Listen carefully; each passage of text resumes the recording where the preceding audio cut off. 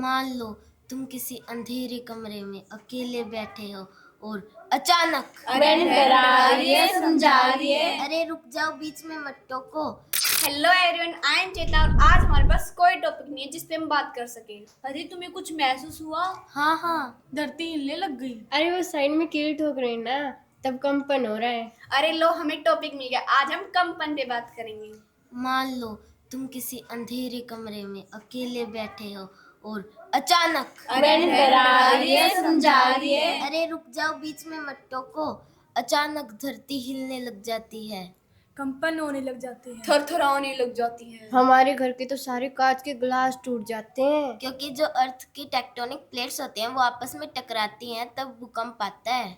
अभी तो अर्थक्वेक की बात कर रही थी, अभी भूकंप कहाँ से आ गया? अरे भूकंप को ही अर्थक्वेक कहते हैं। मेरे दिमाग में तो यही टेक्टोनिक प्लेट घूम रहा है। मैंने तो टाइटैनिक जहाज के बारे में सुना है। क्या ये टेक्टोनिक नाम की नई प्लेट आई है क्या? हमारे घर पर टेक्टोनिक प्लेट तो नहीं है, लेकिन स्टील की प्लेट तो है। अरे टेक्टोनिक प्लेट कोई खाने वाली प्लेट नहीं है, ये अर्थ के नीचे होती है। अच्छा, दिखाई क्यों नहीं देती तो? अरे ये अर्थ के नीचे होती है, इसलिए हमें दिखाई नहीं देती। अच्छा। और भूकंप 3 तरीके से आता है। कौन से? पहली कंडीशन होती है ट्रांसफॉर्म बाउंड्री, जो टेक्टोनिक प्लेट होती है वो ऊपर से फिसल जाती हैं। दूसरी कंडीशन होती है कन्वर्जेंट बाउंड्री, दोनों जो प्लेट्स होती है वो टकराकर ऊपर की तरफ उठ जाती है। तीसरी कंडीशन डाइवर्जेंट बाउंड्री, जो प्लेट्स टकराकर दूर हट जाती हैं।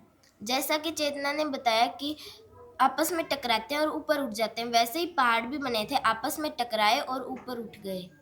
अच्छा, मैंने महसूस किया है कि भूकंप अलग अलग तरीके से आता है। हाँ, हमारे घर के तो सारे बर्तन टूट गए थे एक बार तो। और मैं तो बस में बैठी थी, मुझे तो झटका भी लगा था। और मैंने तो सुना है कि बिल्डिंग भी टूट जाती है। जैसे आपने बताया, कई कई जगह पे बिल्डिंग टूट गई, किसी के घर के बर्तन ही टूट गए और कहीं पर थोड़ा सा झटका लगाए, तो वहां पर ये सीज्मिक वेव्स की वजह से होता है। क्योंकि जब भूकंप आता है तो वेव्स निकलते हैं, इनको सीज्मिक वेव्स कहते हैं। और ये 3 तरीके की होती है। पहली होती है पी वेव्स और दूसरी होती है सीयर वेव्स। मुझे तीसरी वेव भी पता है, सरफेस वेव्स होती है वो। रुको, मैं अच्छे से बताती हूँ पी वेव्स के बारे में। ये बहुत तेजी से आती है और सारा सिस्टम हिला देती है। और जो सीयर वेव्स होती हैं वो पी वेव से थोड़ी धीमी आती हैं। जो सरफेस वेव होती है वो ज़्यादा नुकसान करती हैं, जैसे स्वाति ने बताया कि बिल्डिंग भी तोड़ देती हैं वो। अच्छा, तो फिर हमें ये कैसे पता चलेगा कि कम आया है, ज़्यादा आया है? इनको मापने के भी 2 स्केल होते हैं। पहला होता है रिक्टर स्केल, दूसरा होता है एमएम स्केल। जो रिक्टर स्केल होता है उसमें भूकंप की ऊर्जा को मापा जाता है, और जो एमएम स्केल होता है उसमें भूकंप ने कितना नुकसान किया वो मापा जाता है। अच्छा, तो कितनी बिल्डिंग्स टूटी हैं ऐसा उसका? हाँ। तुम्हें पता है सबसे पहले सबसे बड़ा 1960 में चिली देश में आया था। मिर्च में? अरे देश का नाम है। हमने सोचा मिर्च में आया है।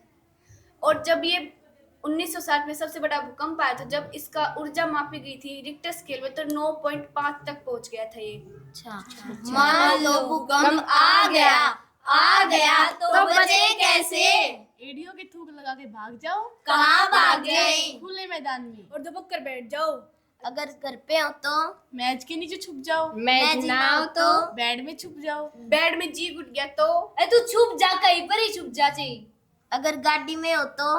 गाड़ी में हो तो गाड़ी से बाहर नहीं निकलना, ड्राइवर को कहना थोड़ा धीरे चलाए और किसी खाली स्थान पे ले जाए।